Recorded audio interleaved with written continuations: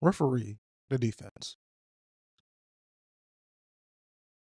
So, as a basketball official, refereeing the defense is adjusting your position such that you can see between the offensive and defensive player.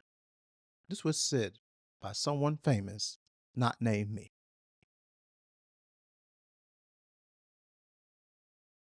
Let's go back to mathematics for all you math fans out there.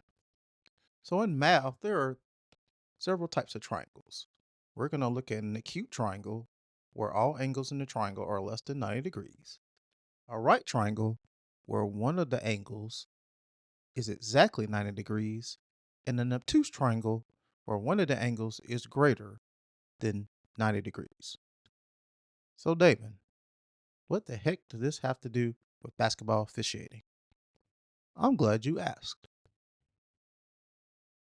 So, you can see in an acute triangle, our referee is in between players A and B, where our official can see between the airspace of the opposing players.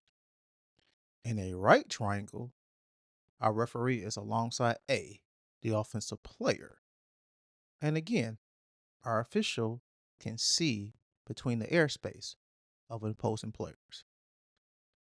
In an obtuse triangle, our referee may be just slightly behind one of the players, preferably slightly behind the offensive player.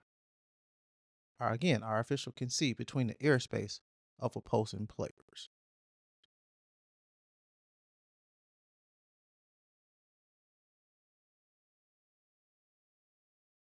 So this diagram, basically this shows an example in a two-person officiating crew where our lead and trail officials move or maneuver such that they can see between the offensive and defensive players, especially when dealing with on-ball matchups.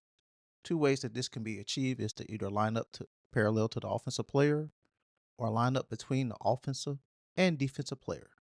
These formations, or these position adjustments rather, will form triangles. Some of the ways that we may have to make position adjustments include coming more onto the court, moving more towards the end line, maybe even going out of bounds. As lead officials, changing your position from wide to post up to close down and vice versa, or in the three-person officiating crew as lead rotating. This may include closing down towards the end line or moving towards the division line. This particular training video will look at two of my plays from my final regular season varsity contest of the 2024-25 season. The entire training series will feature 14 of my plays. In all of these plays, we will see if I walk the walk and talk the talk when it comes to refereeing the defense.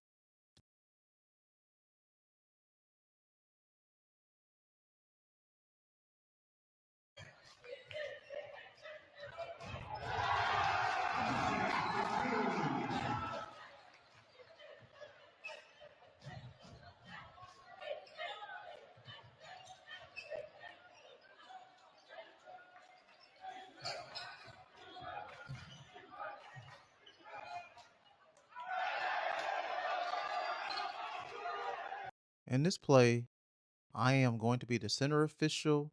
Eventually, I will end up becoming the new trail. So I have a ball matchup in lane 3. And as you can see, this particular matchup is in my primary coverage area. So instead of going to my initial position of the free throw line extended, I stop so I can see the airspace between the opposite players and referee this matchup. Now I move just slightly towards the end so that I'm parallel with the ball handler dribbler and still have the opportunity to see the airspace between opposing players. Notice that if I was out of bounds behind these players, I would have the back of the offensive player.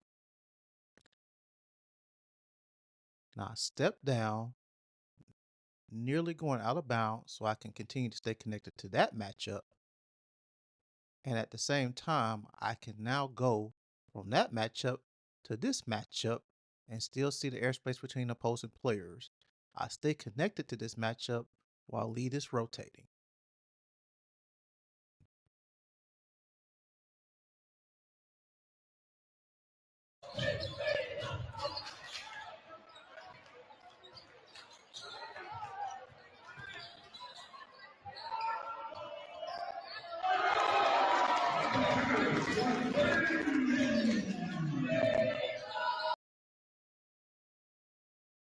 Unlike the previous play, in this play, I can take my initial position at center of the free throw line extended.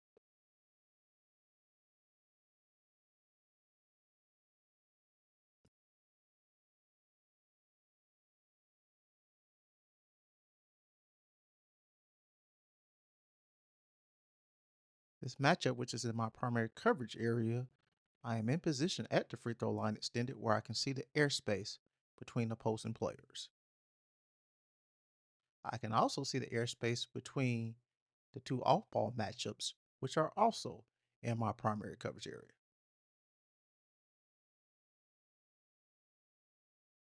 Following the drive and pass to the corner, I can now see the airspace in this particular matchup in my primary coverage area between the soon to be future shooter and the contesting defender. I am in a position where I can also stay connected with my shooter and the contesting defender.